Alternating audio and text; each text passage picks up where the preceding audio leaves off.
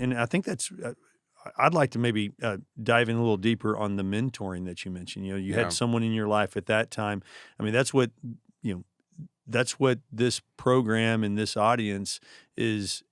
What they're searching for, what they're looking for is, in my opinion, the opportunity to say, okay, what did I learn earlier in life? What am I learning now? What can I teach? What what have I been taught? What people have entered my life that have helped me be the better version of myself? So tell me a little bit about that individual that you said that was a mentor, and maybe touch on a couple of others that really helped you become the better version of yourself, or maybe some that were helped you pivot to go a different direction because of what they shared with you, what they taught you. Well, I've had a coach. I kind of latched onto the idea that a coach would be good for me pretty early on, and so I've had a coach, Early on in mortgage? business life coach. Okay. What I find is a lot of times people are called business coaches, but it's equally about life. Yeah. And some people just call themselves life coaches, and it's life and business. But it's early on I got involved with buy referral only back in the day, which is still around, but out of San Diego. Yeah. I did so the Joe same thing. Stumpf, and he used to have these 3-day seminars and stuff. And I got did you have the sheet that had like the squares on it, the green and the red? And I never, I have that somewhere still. What do they call that? But and so and so I had like Be a a raving coach assigned advocate. to me. I remember that was one of them. Raving advocate. Yeah. And now so it started with that, and then maybe pivoted to a couple other industry like Todd Duncan. Today is still pretty big. My brother actually is doing Todd Duncan, but at some point, maybe 10 years in, I actually got a hired one-on-one coach. I hired a one-on-one coach, and were they local or was it digital? He was local, and what I did is I talked to a real estate broker here in town. I won't mention who it is, but I was like, you seem like you have a pretty good life, and we started talking. Somehow we got into she has a coach, and I said, well, who's that? And so I called him, and his name's Rafe, and he started working with him. And when was that? That was probably 2013, 14. Okay. Maybe somewhere in there, and he and helped forgive me real quick. Yeah. You went through divorce in 17. Yeah. So in 13, 14, and you mentioned in 012, that's when you really started crushing it.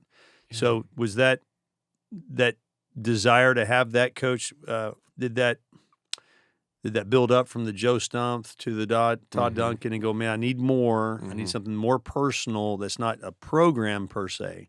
I need someone who can maybe be my accountability partner and a life coach. I mean, what drove you to that particular? I don't know.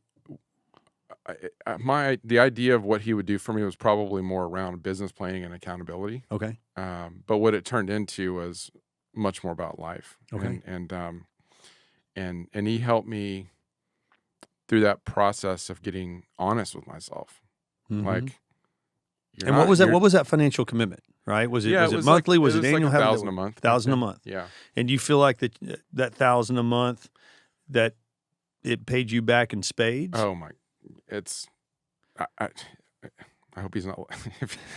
I'll probably tell him to listen to this, but he should have charged me a lot more. Yeah, and I just don't think that's not who he is. He's not. But yeah, when you really look at it, it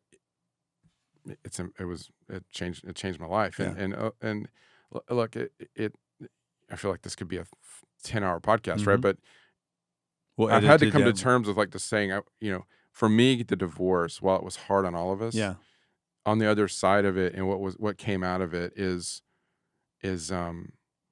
being, instead of doing, if we're talking about just business side of it, and this was never the goal or what my vision, but what came out of the freedom I got, and it was that instead of doing 150 units, I was able to do 600 units for a couple of years, and this is going to be a down year, and I don't know how many units, but I know about, our volume will be still around 100 million, even in a kind of a crappy year.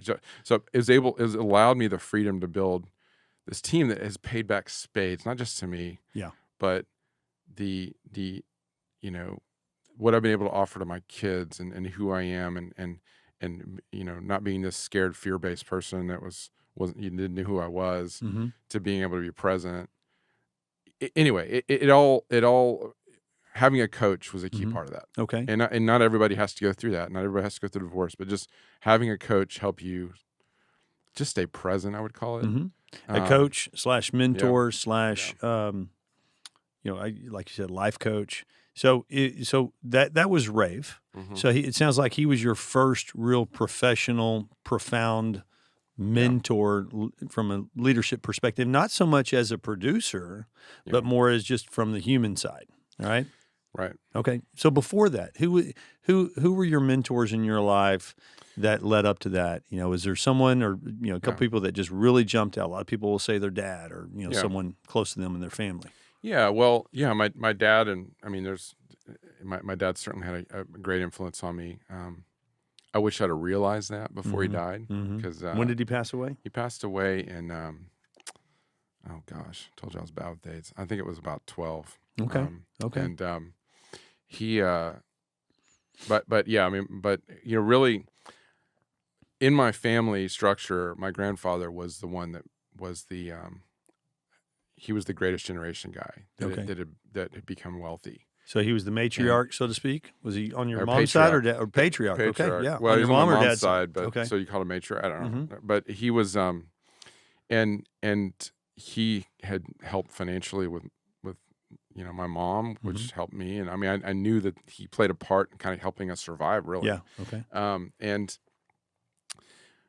it might be going a little bit different direction, but he was also really difficult to be with. I mean, I'm really glad I wasn't my mom, because growing up he was a hard ass. He was an a-hole. I mean, he was a hard ass. He was really beyond that. He was an asshole, and he had, and I think some people from that generation have this, is like he grew up in kind of such poverty type situations. He's got his own story. I think from him, when he was around 12 or 13, his home burned down, and they were in rural Mississippi. Okay. And when your home burns down in rural Mississippi back then, you don't have much. Yeah. You are literally have the clothes on your back. Yeah. And you have to go to the neighbor and ask for charity, which I think today people don't see that as a huge thing, but back then they're really proud. It was a huge. He was probably a war veteran, I would imagine. He didn't go to the war, to war, but I think he was in the service or something. But he that was what I think drove him. Okay. And that was his I'm never going to let this happen to me story. Yeah. But to come from that and then have a little bit of wealth, and I mean, you might I feel like I deal with this with my kids now. I wouldn't call myself wealthy, as wealthy as he was, but to grow up in a nice neighborhood where money is not really a big issue, you go to nice schools. He, I think, had a he wanted his kids to show the level of grit that he had and the seriousness about life that he had.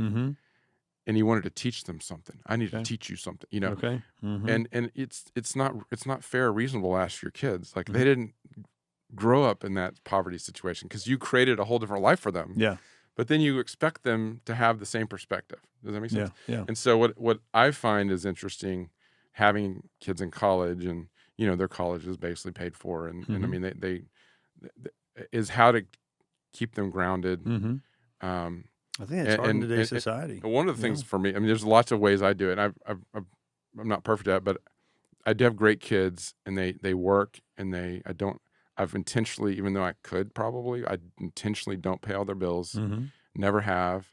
I've always given them just enough to kind of like pay for half the month of expenses, whatever that is, half the gas, but you got to pay, and it's worked kind of for me to keep them kind of working on their own towards something, and I think it gives them dignity. Yeah. But and I unapologetically tell my kids, like they haven't always been happy with their car. Like they want a, remember Xteras were cool. My daughter wanted a Jeep. An Xterra, like a Nissan Xterra? One of my daughters really wanted a Jeep, for example. I bought her an Xterra. Okay. And it was a used Xterra for like $5,000. Sure. It got her from point A to point B. They say that, right? And she was kind of annoyed by that. But I was like, I don't want you to be happy with your car, because I want you to want to figure out a way to buy the nicer car. And so you feel like that you got that, some of that from your grandfather, right? You recognize that, and like you were saying, he was a hard ass in a lot of ways. What I saw is that what I saw in the end is that he was doing his absolute best to be to take care of his family. Mm-hmm. And the way it showed up is he never quite figured out how to relate to people, I think. Mm-hmm. Mm-hmm. He was just a hard ass. And so I grew up with this story like, I want to be my grandfather, Mm-hmm. but I don't want to be like my I grandfather. want to be the better version of him. So yeah? how do I be successful, but also be a much nicer father and a much more, and I had to really deal with like, can you be successful and not be an asshole? Yeah. Is it even possible? Yeah. Yeah. And I still sometimes look at that, Okay. consider that. And I think you can, but having a coach, Mm-hmm. having maybe a spiritual practice, Mm-hmm. having something to keep you grounded Mm-hmm. is important.